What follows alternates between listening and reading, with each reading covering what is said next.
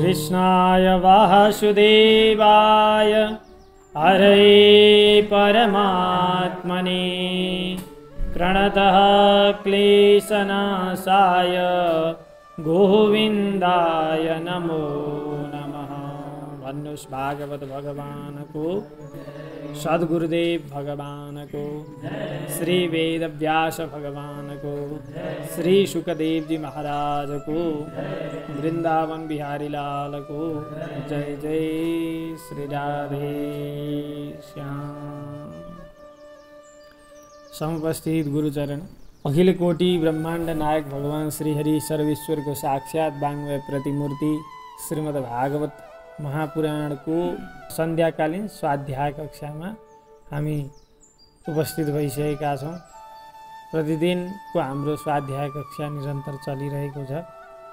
हामीहरूको योभन्दा अघिल्लो दिन हामीहरूले चतुर्थ अध्यायको कथासार संक्षिप्तको चर्चा गरेका थियौँ। आज पञ्चम अध्यायको कथासार संक्षिप्तको पालो छ। थोरै पूर्व प्रसङ्गलाई जोड्न चाहे। चतुर्थ अध्यायमा आत्मदेव ब्राह्मणकी धुन्धुली नाम गरेकी पत्नी सन्यासीले दिएको प्रसाद फलबाट गाईका गर्भबाट गोकर्णजीको जन्म र बहिनीका घरबाट ल्याएको सन्तान धुन्धुकारी। यसरी आत्मदेव ब्राह्मण निसन्तान हुँदाहुँदै पनि भगवत कृपाद्वारा दुई सन्तानका पिता हुन पुगे। एकजना कुख्यात भए, एकजना विख्यात भए। गोकर्णजी पण्डित हुनुभयो, विख्यात हुनुभयो, शास्त्रवेत्ता हुनुभयो। धुन्धुकारी अत्यन्त दुष्ट भएर गयो। समय बित्दै गयो। धुन्धुकारीले घरको सारा सम्पत्ति सखाप पार्यो र अन्तिममा भरका झिटी झाम्टी सबै लगेर बेचेर बाआमालाई कङ्गाल बनायो। यो देखेर, यसरी छोरो दुष्ट भएको देखेर आत्मदेव ब्राह्मणलाई बडो दुःख भयो। अन्तिममा गोकर्णजी महाराजले गोकर्ण गीताका माध्यमद्वारा आत्मदेव ब्राह्मणलाई वैराग्य उत्पन्न गराएर अन्तिममा भागवत दशम स्कन्धको पाठ गर्दै गर्दै आफ्नो लीलालाई समाप्त गर्नुभयो। पाञ्च भौतिक शरीर त्याग गरेर आफ्नो आत्मालाई भगवान श्रीकृष्णमा लगेर विलीन गराउनुभयो भन्नेसम्मका कथा हामीहरूले चतुर्थ अध्यायको सारांशमा सुनेका थियौँ। आज अब पञ्चम अध्यायको सारांशमा अगाडि धुन्धुकारीले कस्ता कस्ता कार्यहरू गर्छ भन्ने सुन्नेछौँ। अगाडि सुतजी महाराज भन्नुहुन्छ, पितर्युपरते तेन जननी ताडिता भृशं क्वभित्तं तिष्ठति ब्रूहि अनिष्ये लत्तया नचे। अब पिताको यसरी जङ्गल गमन भइसकिसकेपछि, सन्न्यस्त हुनुभएपछि धुन्धुकारीले आमालाई देख्यो। के भन्छ? पिताको सम्पत्ति कहाँ लुकाएकी छौ आमा? सबै लिएर आऊ, होइन भने तिमीलाई म लात्ताले हान्न पनि पछि पर्दिनँ भनेर यसरी गाली गर्न थाल्यो छोराले। अब छोराका यस्ता कटु बाँडीहरू सुनेर आमा धुन्धुलीको मन व्यथित भयो, साह्रै दुखित भइन्। अब उनले संसारमा बाँच्ने कुनै त्यस्तो झिनो आशा पनि पाइनन्। अन्तिममा रातको समयमा गएर एउटा कुवामा आम फालिन् र आफ्नो देहलाई समाप्त गरिन्। हेर्नुहोस्, धुन्धुकारी कुपुत्रको पोषण गरेकाले गर्दाखेरि धुन्धुली आमाको त्यो गति भयो। अन्धकारमा गएर डुब्नु पर्यो, काला त्यो इनारमा गएर डुबेर मर्नु पर्यो। अब यता सुपुत्र गोकर्णका कारणले गर्दा आत्मदेव ब्राह्मण भगवान श्रीकृष्णको सारूप्यतालाई प्राप्त गर्नु भनिसकेपछि नीतिमा चलेका व्यक्तिहरूको चरित्र र कुनीतिमा चलेका भ्रष्टाचारी व्यक्तिहरूको चरित्र यहाँबाट हामीले थाहा पाउन सकिन्छ। अगाडि आमाको देहान्त भइसकिसकेपछि गोकर्णजी महाराजले अब मेरै पाली हो, यसले मलाई दुःख दिन्छ भन्ने विचार गर्नुभयो। अब म तीर्थयात्राका लागि निक्लिन्छु भनेर तीर्थ निक्लिनुभयो, किनकि उहाँका कुनै द्वेष गर्ने व्यक्ति पनि थिएनन्, कुनै मित्र पनि थिएनन्, कुनै आत्मीय मित्र पनि नभएका र कुनै त्यस्तो शत्रु पनि नभएका व्यक्ति हुनुहुन्थ्यो र उहाँलाई सुख दुःख सबै समान हुन्थे। यसरी धुन्धुकारीको अब के हुन लाग्यो, घरमा एक छत्र रात चल्न लाग्यो। उसले पञ्चपन्यवधू भनेका कुलटा नारीहरूलाई घरमा लिएर आयो र पालन पोषण गर्न लाग्यो। आफ्ना पत्नीहरूका रूपमा स्वीकार, तिनीहरूकै पोषणमा आफ्नो जिन्दगी खर्च गर्न लाग्यो। एक दिन ती 5 जना कुलटाहरूले के भने धुन्धुकारीलाई, हे धुन्धुकारी, हामीलाई राम्रा राम्रा गहना लाउन मन लागेको छ, राम्रा राम्रा वस्त्रहरू लाउन मन लागेको छ, लु केही गर हामीलाई त्यो दिलाऊ भनिसकेपछि धुन्धुकारी राम्रा राम्रा गहना र वस्त्रका खोजीमा घरबाट निस्कन्छ, जान्छ कतै गएर चोरी गर्छ, डकैत गर्छ र धेरै सम्पत्ति, धेरै राम्रा राम्रा वस्त्र पोसाकहरू लिएर आउँछ। घरमा पत्नीहरूका अगाडि राखिदिन्छ, ती 5 पन्यवधूहरूका अगाडि राखिदिन्छ र ऊ अत्यन्त गलेको हुन्छ, थकित हुन्छ, केही खानेकुरा छ भनेर यसरी माग्न थाल्छ। अब तिनीहरूले धुन्धुकारीलाई खुवाउँछन्। अब धुन्धुकारी सुत्न गयो, उनीहरूका मनमा अब त्यो सम्पत्ति देखेर के हुन लाग्यो, पाप उत्पन्न हुन आँटो। के भन्छन्, अब यो धुन्धुकारीले कहाँ कहाँ गएर चोरेर ल्याएको हो, कुनै न कुनै दिन त धुन्धुकारीलाई चोरको अभियोगमा राज्यले समातेर लान्छ, सँगसँगै धनलाई पनि समातेर लान्छ, धन पनि अधिग्रहण गर्छ। भनिसकेपछि अब न हामीसँग धुन्धुकारी रहन्छ न धन रहन्छ। आजै यो धुन्धुकारीलाई कतै तलाइयो भने त धन त हामीसँग हुन्छ। यो बुद्धि लगाउँछन् र तिनीहरूले अन्तिममा अब धुन्धुकारीलाई मार्ने विचार गर्छन्। कसरी मार्ने विचार गरे त भन्दा, अब 5 वटी जम्बा थिए, 4 जनाले हातखुट्टा समाते, एउटाले घाँटीमा डोरी लगाएर अठ्याउन लागे। धुन्धुकारी छटपटाउँछ, अत्यन्त बलियो धुन्धुकारीलाई ती 5 जनाले पनि बलपूर्वक मार्न नसक्दा अब तिनीहरू डराउँछन्। एउटीले हेर्थे, परतिर हेर्दाखेरि ताता झरिला कोइराहरू देख्छ, ल्याएर धुन्धुकारीका मुखमा ती ताता झरिला कोइलाहरू लगाइदिन्छ र धुन्धुकारी अन्तिममा त्यो ताता कोइला पान गर्दै गर्दै आफ्नो देहलाई समाप्त गर्छ। यसरी डरलाग्दो तरिकाले धुन्धुकारीको मृत्यु हुन्छ। अब धुन्धुकारी यसरी मरिसकेपछि त्यो धुन्धुकारीका जीवनभरका पाप कर्महरूले गर्दाखेरि अन्तिममा धुन्धुकारी प्रेत योनिमा पर्दछ। धुन्धुकारीलाई मारे ती कुलटा स्त्रीहरूले। अब गुपचुप छुपाउनका लागि घरभित्र एउटा खाल्डो खने पुरिदिए। खाल्डो खनेर पुरिसकेपछि अब कसैले सोध्छन्, गाउँका मान्छेहरूले भोलिपल्ट बो, ए तिमीहरूका पति कहिले आउँछन्, कहाँ गएका छन्? धुन्धुकारी खोइ भनेर सोद्धाखेरि सम्पत्ति कमाउनका लागि विदेश जानुभएको छ, 2-4 दिनमा आउनुहुन्छ, 1 वर्ष यो वर्षभित्रै आउनुहुन्छ भनेर यसरी भन्छन्। 2-4 दिन त्यहीँ बस्छन्, 1-2 दिन पछि त्यो घर छोडेर तिनीहरू जान्छन्। अब धन सम्पत्ति पोको पारे, पोको बोके 5 जना हिँडे। अन्तिममा धुन्धुकारीको घर रित्दै भयो। अब यसरी ती धुन्धुकारीलाई ती मारेका ती बधुहरूले त्यो अत्यन्त भयङ्कर नरक योनिमा प्राप्त गर्छ। नरक योनि भन्दा प्रेत योनिलाई प्राप्त गर्दछ।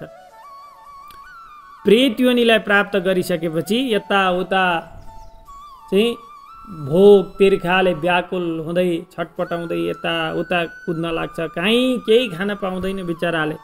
यसरी नै धेरै दुःख पाइरहेको थियो। यहाँनिर के भन्नुहुन्छ भन्दा, स्त्रीणाम नैव तु विश्वासम दुष्टानाम कारयेत् बुध विश्वासे यस्थितो मूढ स दुःखै परिभूयते। दुष्ट स्त्रीहरूमाथि जसले विश्वास गर्दछ त्यो व्यक्तिले अवश्य नै दुःख पाएर जान्छ। त्यसकारण विद्वान व्यक्तिहरूले दुष्ट स्त्रीहरू, व्याभिचारिणी स्त्रीहरूको कहिल्यै पनि विश्वास गर्नु हुँदैन, किनभने तिनीहरूको बाणी सुधामय हुन्छ, अमृतमय हुन्छ, तर हृदय कस्तो हुन्छ भन्दा छुराको धार जस्तो हुन्छ भनेर यहाँ कुलटा स्त्रीहरूको विश्वास नगर्नका लागि सुतजी हामीहरूलाई अभिप्रेरित गर्दै हुनुहुन्छ। त्यस्तै धुन्धुकारीले ठुलो प्रेत योनिलाई प्राप्त गर्दछ, कहीँ पनि शरण पाउँदैन। अब के गर्ने? यस्तै अवस्थामा गोकर्णजी महाराज तीर्थमा हुनुहुन्थ्यो। कसैले तीर्थयात्रुले गएर यता धुन्धुकारीको मृत्यु भएको खबर गोकर्णजीलाई सुनाइदिन्छन्। अब धुन्धुकारीको मृत्युको खबर सुनिसकेपछि गोकर्णजी महाराजले गयामा पिण्डदान गरिदिनुहुन्छ, श्राद्ध कर्म गरिदिनुहुन्छ धुन्धुकारीको मुक्तिका निम्ति। त्यति मात्रै होइन, जुन जुन तीर्थमा गोकर्णजी महाराज पुग्नुहुन्छ त्यही तीर्थमा श्राद्ध गरिदिनुहुन्छ। यसरी तीर्थाटन गर्दै गर्दै एक दिन गोकर्ण महाराज आफ्नै घरमा आइपुग्नुभयो, गाउँ नगरमा, आफ्नो ग्राम नगर भनौँ न, जहाँनेरि घर थियो, गृहनगरमा आइपुग्नुभयो। अब अरूले थाहा नपाइकन आफ्नै घरमा जानु पर्यो, जे जस्तो भए पनि आफ्नै घर हो भनेर घरका आँगनमा गएर यसो ओछ्यान लाउन आँट्नु भएको थियो। त्यहाँ त रात्रिमा केही भयङ्कर चेष्टा हुन आँट्यो। रात्रौ गृहाङ्गणे स्वप्तुम आगतो लक्षितः परै सत्सुप्तम तत्र सुप्तम सविज्ञाय धुन्धुकारी स्वबान्धवम। धुन्धुकारीले थाहा पायो आफ्ना गोकर्ण भाइ आएर त्यहाँ सुत्न आँटेको कुरो धुन्धुकारीले थाहा पाएपछि अब विभिन्न चेष्टा गर्न लाग्यो धुन्धुकारीले। कहिले भेडाको रूप धारण गर्छ, कहिले हात्तीको रूप धारण गर्छ, कहिले चाहिँ भैँसी हुन्छ, कहिले इन्द्र, कहिले अग्नि, कहिले दिव्य पुरुष जस्तो देखिन्छ। यसरी त्यो विभिन्न चेष्टा गरेको देखेर यो पक्कै पनि अगति प्राप्त गरेको कुनै जीव हुन सक्छ भनेर यहाँ गोकर्णजीले सोध्नुहुन्छ, तिमी को हौ, कसरी यो अवस्थालाई प्राप्त गर्यौ, त्यो सबै भन। के तिमी प्रेत हौ अथवा पिशाच हौ वा राक्षस हौ, के हौ, तिमी को हौ भनेर यसरी सोध्नुहुन्छ। सोद्धाखेरि त्यसले केही बोल्न सक्दैन। अन्तिममा त्यो बोल्न नसकेको पनि बुझेर हातमा थोरै जल लिनुहुन्छ, मन्त्रणा गर्नुहुन्छ र त्यो जलले छ्यापिदिनुहुन्छ त्यो प्रेततिर। अन्तिममा मन्त्र शक्तिद्वारा त्यो प्रेतले बोल्न समर्थ पाउँछ र अन्तिम के भन्छ भन्दा अहम भ्राता त्वदीयोऽस्मि धुन्धुकारीति नामतः स्वकीयेनैव दोषेण ब्रह्मत्वं नाशितं मया। म तिम्रो भाइ हुँ धुन्धुकारी, म तिम्रो दाजु हुँ गोकर्ण, धुन्धुकारी नाम गरेको। मैले आफ्नै गरेका कुकर्महरूले गर्दा अहिले यो भयङ्कर प्रेतत्वलाई प्राप्त गरेको छु। मैले यस्ता काम नराम्रा गरेँ भनेर त्यो कुनै लेखाजोखा छैन। त्यसकारण अन्तिममा मैले गरेका दुष्कर्महरूद्वारा स्त्री जातिका हातबाट, त्यही पनि व्याभिचारिणी स्त्रीका हातबाट मैले मृत्युलाई वरण गर्नु पर्यो र भयङ्कर प्रेतत्वलाई प्राप्त गर्नु पर्यो। अहिले म केवल हावापान गरेर बाँचिरहेको छु। त्यसकारण हे कृपा सिन्धु, हे बन्धु, हे भाइ, मेरो उद्धार गर भनेर यसरी हात जोड्छ गोकर्णजीका अगाडि धुन्धुकारी। अब गोकर्णजी महाराज धुन्धुकारीलाई भन्नुहुन्छ, तिम्रा लागि मैले गयामा पिण्डदान गरिसकेको छु, तीर्थहरूमा पिण्डदान गरिसकेको छु, तिमी कसरी मुक्त भएनौ? म त आश्चर्यमा परेँ। अरू के छ त तिम्रो मुक्तिको उपाय? यदि गयामा श्राद्ध गर्दा पनि तिम्रो मुक्ति हुँदैन भने असम्भव छ। के छ तिम्रो उपाय भन्दा यहाँ धुन्धुकारी के भन्छ आफ्ना भाइलाई भन्दा, गयामा गएर 100वटा श्राद्ध गर्नुहोस् भाइ, तर मेरो मुक्ति हुनेवाला छैन, कुनै अर्को उपाय सोच्नु भनेर यसरी धुन्धुकारीले गोकर्णजी महाराजलाई भन्दछ। अब गया श्राद्धद्वारा मुक्ति नभएको के गर्ने होला? अहिले तिमी यो ठाउँ छोडेर आफ्ना ठाउँमा गएर बस, म तिम्रा लागि केही उपाय सोचौँला भनेर प्रेतलाई सान्त्वना दिँदै त्यहाँबाट गोकर्णजी महाराजले पठाइदिनुहुन्छ। अनि रातभरि सोच्नुहुन्छ, रातभरि सोच्दा पनि केही समझमा आउँदैन। अब के गर्ने त, के छ त्यस्तो उपाय? भयङ्कर प्रेतत्व योनिलाई प्राप्त गरेका, प्रेतत्वलाई प्राप्त गरेका प्रेतहरूको उद्धार कुन उपायबाट हुन्छ त्यो सुझ्न सकेन। सूर्योदय भयो प्रातको। अब गाउँबाट देखे गोकर्णजी घरमा आँगनमा यताउता हिँडिराख्नु भएको छ। अब सबैले गोकर्णजीलाई नमस्कार गर्न ढोग्नका निमित्त, भेट गर्नका निमित्त आए। गाउँका सबैजना आए, विद्वान व्यक्तित्वहरू पनि आउनुभयो।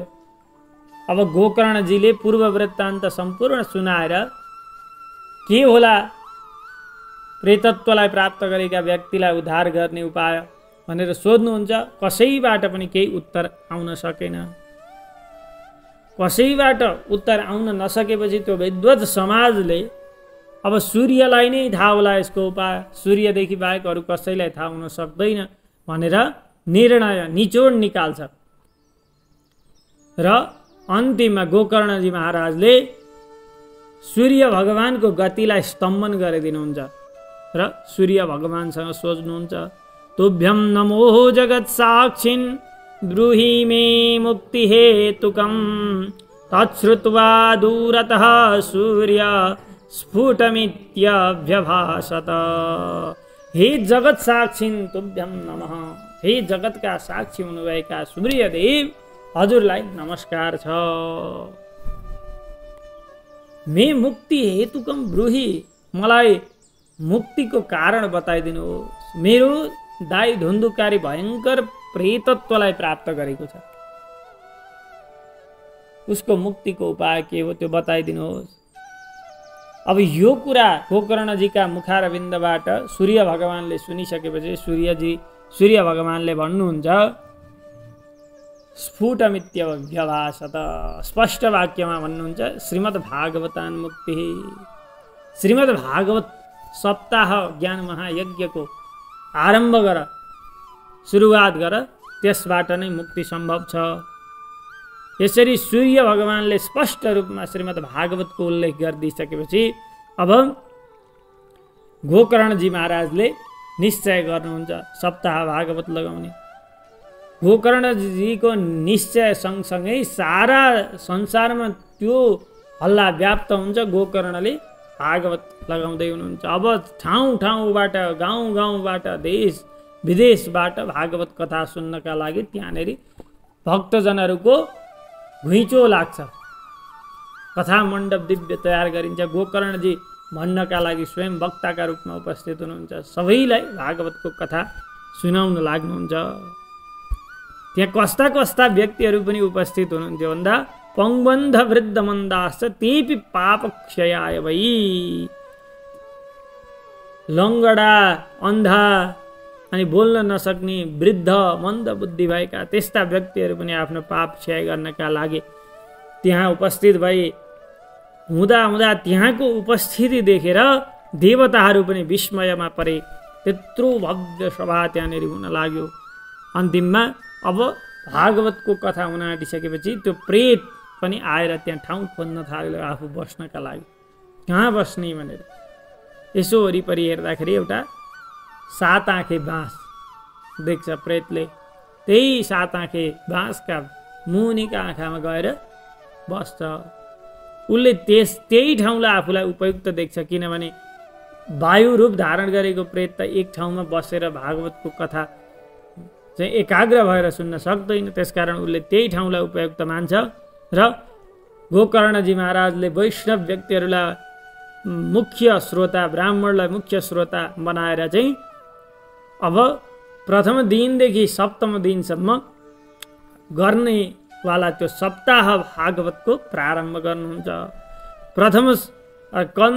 प्रथम स्कन्द भागवतदेखि सुरु गर्नुभएको अब भागवत कथा प्रथम दिनको समाप्त हुन्छ। भागवत प्रथम दिनको समाप्ति सँगसँगै त्यहाँ एउटा आश्चर्य घटना गर्छ। 7 आँखे बाँसको एउटा आँखो ठुलो शब्द गरेर त्यहाँ चटकार गर्दै फुट्छ। अब भोलिपल्ट अब द्वितीय सत्र सक्यो, द्वितीय दिन पुरा भयो, द्वितीय दिन पुरा भयो, भागवतको दोस्रो आँखा फुट्छ।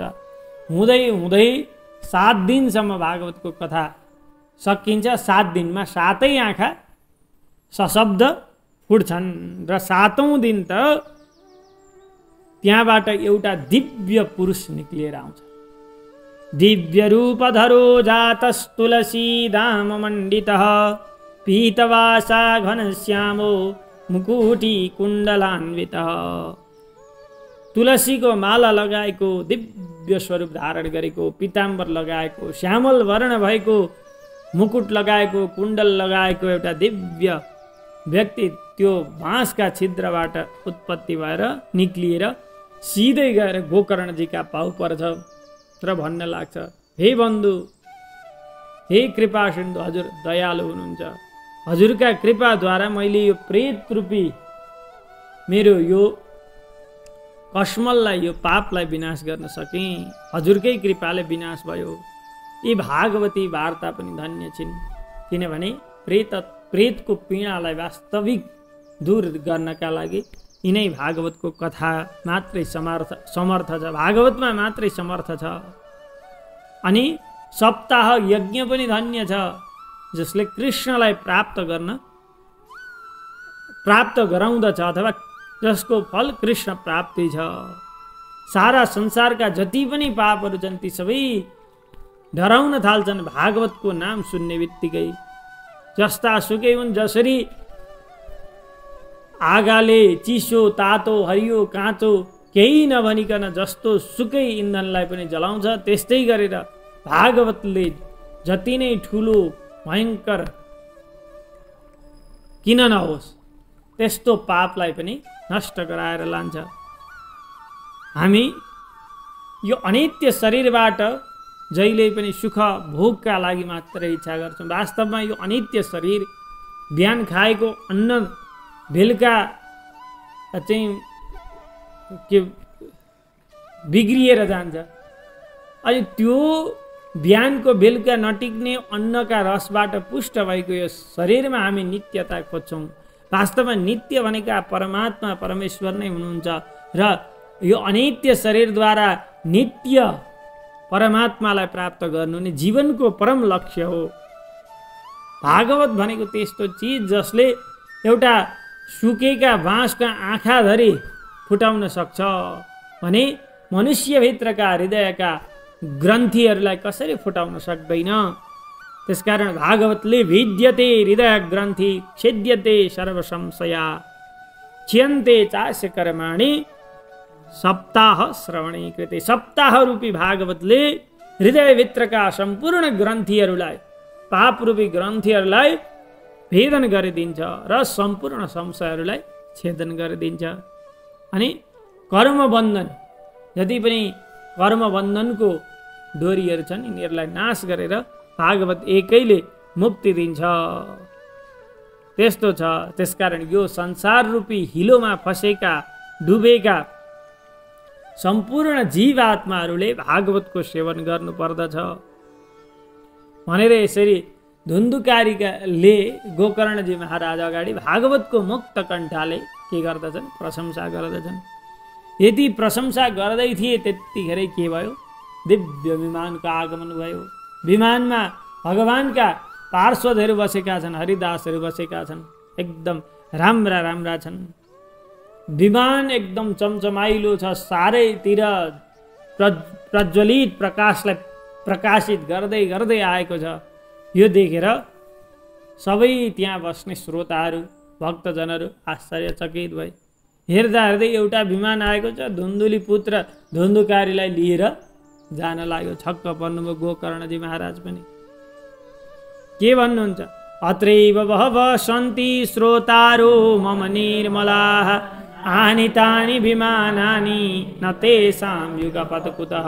ए हरिदास, हजुरहरू के गर्दै हुनुहुन्छ? यहाँनेरि मैले धुन्धुकारीलाई मात्रै कथा सुनाएको थिएँ र होइन, धुन्धुकारी सँगसँगै यहाँ कतिले कथा सुन्नुभएको थियो। किन तपाईँहरूले पक्षपात गर्नु? एउटा मात्रै विमान लिएर किन आउनुभयो? सारा सबैका लागि विमान लिएर आउनुपर्ने। भनेर यसरी गोकर्णजी महाराजले भन्दा अब हरिदासहरू गोकर्णजी महाराजलाई त्यो संशयलाई प्रकाश गरिदिँदै हुनुहुन्छ। के भन्नुहुन्छ भन्दा श्रवणस्य विभेदेन फलभेदोऽत्र संस्थितः श्रवणं तु कृतं सर्वैर्न तथा मननं कृतं।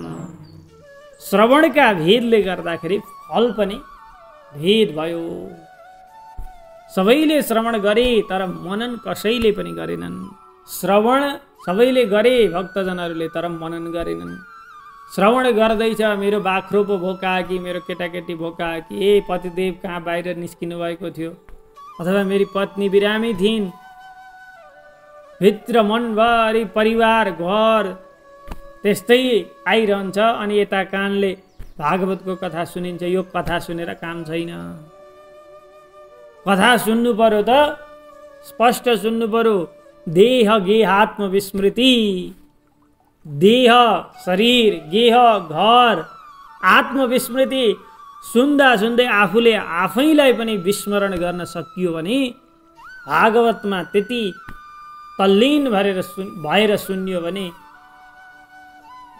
हाम्रो मनलाई एकाग्र गर्न सकियो भने मात्रै भागवतको पूर्ण वास्तविक फल हामीले प्राप्त गर्न सक्दछौँ। त्यस्तै धुन्धुकारीले एकात्म भएर एकान्त भगवानमा भक्ति लगाएर निराहार 7 दिनसम्म रहेर भागवतको श्रवण गर्यो, मनन गर्यो। त्यसकारण यसले मुक्तिलाई प्राप्त गर्यो। यहाँ के भन्नुहुन्छ हरिदासहरू भन्दा अवैष्णवो हतो देशो हतम श्राद्धमपात्रकम हतम स्त्रोत्रियो दानमनाचारम हतम कुलम। वैष्णव रहित देश व्यर्थ छ। अपात्रमा कुपात्रमा श्रद्धा गर्नु व्यर्थ छ। अनि वेदपाठी ब्राह्मणलाई दान दिएको मात्र अर्थ छ, त्योभन्दा अरूमा दिएको दान अर्थ छैन। र आचार रहित कुल पनि व्यर्थ छ। यसरी गुरु वाक्यमा विश्वास गर्न र आफूलाई गुरुको दासत्व स्वीकार गर्न र मनका सबै विकारहरूलाई त्याग्न र मनलाई चाहिँ विजय गर्न, मनदेखि विजय प्राप्त गर्न र निश्चल मति लगाएर कथा सुन्नमा यदि तपाईहरू सक्षम हुनुभयो भने तपाईहरूले भागवतको पूर्ण फल प्राप्त गर्नुहुन्छ भनेर यसरी सिकाउनुहुन्छ। र तपाईहरूले जब त्यसरी भागवतको श्रवण गर्नुहुन्छ तब मात्रै भगवत धाम भगवानको पद वैकुण्ठलाई प्राप्त गर्नुहुन्छ। अब तपाईहरूलाई पुनः भगवत प्राप्तिको इच्छा छ भने भागवत लगाउनुहोस् र ध्यान दिएर ध्यानपूर्वक सुन्नुहोस् अनि तपाईहरूले भगवत तत्त्वलाई प्राप्त गर्न सक्नुहुनेछ भनेर यसरी सिकाइदिनुहुन्छ, भन्नुहुन्छ र त्यहाँदेखि निक्लेर जानुहुन्छ। यता गोकर्णजी महाराजले पुनः भागवतको आयोजना गर्ने विचार गर्नुहुन्छ। श्रावण मासमा भागवत कथा लगाउनुहुन्छ र सम्पूर्णले यो चोटिको भागवतमा यति दत्तचित्त भएर बस्छन्, सबैले एकाग्र भएर भगवानमा तल्लीन भएर भागवत कथालाई श्रवण गर्दछन्। अनि सप्ताह सकिन्छ। सप्ताह सँगसँगै कथा समाप्तौ यज्जातं श्रूयतां तच्च नारद। कथाको समाप्ति सँगसँगै जे भएको छ हे नारद त्यो श्रवण गर्नुहोस् भनेर यहाँ कुमारहरू भन्दै हुनुहुन्छ। विमान सहित त्यहाँ त भगवान स्वयं हरि उपस्थित हुनुहुन्छ। धेरै विमान, जति श्रोता उति विमान लिएर भगवान श्रीहरि साक्षात चाहिँ त्यो कथास्थलमा उपस्थित हुनुहुन्छ। जय जयकारका ध्वनिहरू गुन्जिन लाग्छन्। नमः शब्दहरू, त्यहाँ शङ्ख शब्दहरू हुँदा हुँदै भगवान श्रीहरिले अत्यन्त हर्षित भएर आफ्नो पाञ्चजन्य ध्वनि त्यहाँ गर्नुहुन्छ। भक्तवत्सल भगवानको यसरी पाञ्चजन्य ध्वनि पनि त्यहाँनिर सुनिन लाग्छ र गएर सिधै गोकर्णजीलाई आलिङ्गन गर्नुहुन्छ भगवानले र गोकर्णजीलाई आफ्नो सादृश्य मुक्ति प्रदान गर्नुहुन्छ। स्वयं आफूमा लीन गराउनुहुन्छ भगवानले र अरू सबै आफ्ना भक्तहरू जो त्यहाँ भागवतको कथा सुनेर बस्ने भक्तजनहरू हुनुहुन्थ्यो सबैलाई आफ्नो स्वरूप प्रदान गर्नुहुन्छ र सबैलाई किरीट कुण्डलधारी बनाइदिनुहुन्छ, सबैलाई आफ्नो पार्षद बनाइदिनुहुन्छ। जसरी कृष्णले आफ्ना सम्पूर्ण भक्तहरूलाई गोलोक लानुभएको थियो, जसरी रामले आफ्ना भक्तहरूलाई अयोध्यावासीहरूलाई सम्पूर्णलाई आफ्नो साकेत वैकुण्ठलाई का लागि लानुभएको थियो, वैकुण्ठ पद दिनुभएको थियो, त्यस्तै आज भगवानले गोकर्णका नगरवासीहरू सबैलाई आफ्नो गति प्रदान गर्नुहुन्छ। भगवान श्रीकृष्णले गोलोक प्रदान गर्नुहुन्छ र जहाँ सूर्य भगवानको, जहाँ चन्द्रमाको, जहाँ सिद्ध महापुरुषहरूको गति हुँदैन, प्राप्ति हुँदैन, जसले हजारौँ हजार वर्ष तपस्या गरेर त्यो पदवीलाई प्राप्त गर्न सक्नु हुँदैन, त्यो पदवीलाई चाहिँ श्रीमद् भागवतको कथा श्रवण गरेका प्रतापले भगवानले गोलोक नाम प्रदान गर्नुहुन्छ भनेर यहाँ नारदजीलाई कुमारहरूले कथा सुनाउनु भयो। ए नारदजी, अब के भनौँ हजुरलाई, भागवतको महिमा गान गरेर हामी कहिल्यै पनि सक्दैनौँ। हजारौँ हजार वर्षसम्म वायुपान गरेर, रुखका पत्ताहरूको सेवन गरेर, आफ्नो देहलाई शोषण गरेर, उग्र तप गरेर जुन योगबल प्राप्त गर्दछन् सन्यासी महन्त सन्तहरूले, त्यसद्वारा पनि जुन गतिलाई प्राप्त गर्दैनन्, त्यो गतिलाई भागवत कथाको श्रवण गर्नाले मात्र प्राप्त गर्न सकिन्छ। यही इतिहासलाई, यही गोकर्ण धुन्धुकारीको कथालाई, भागवत कथालाई शाण्डिल्य मुनिले चित्रकूट नाम गरेका ठाउँमा बसेर चर्चा परिचर्चा गरेर आफूलाई ब्रह्मानन्दमा निमग्न गर्नुभएको थियो। यो परम पवित्र आख्यानलाई यदि कसैले एकपटक मात्र सुन्दछ भने त्यसका सम्पूर्ण पापहरू नष्ट भएर जान्छन्।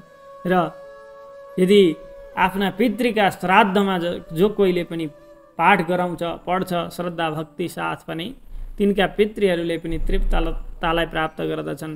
र नित्य कसैले यो आख्यानलाई पढ्दछ भने उसको संसारमा आउने जानेको चक्कर बन्द हुन्छ, अथवा यो संसारबाट मुक्त भएर भगवानको भगवत तत्त्वको साक्षात्कार गर्दै गर्दै भगवानको धामलाई प्राप्त गर्दछ भनेर यसरी अन्तिममा फलश्रुति पनि बताइदिनुहुन्छ। यो फलश्रुति सँगसँगै श्रीमद् भागवत महात्म्य कथाको पञ्चम अध्यायको गोकर्ण धुन्धुकारीको कथा पनि हामीहरूले समाप्त गरेका छौँ। सँगसँगै अब अर्को 6 अध्यायको सारांश लिएर हामी हजुरका सामुन्ने पुनः उपस्थित हुनेछौँ भन्दै आजको यो सारांश कथा यहीँ विश्राम, भगवानका श्री चरणमा विश्राम गर्दछौँ। कृष्णाय वासुदेवाय हरये परमात्मने प्रणतः क्लेशनाशाय गोविन्दाय नमो नमः। भन्नुहोस् भागवत भगवानको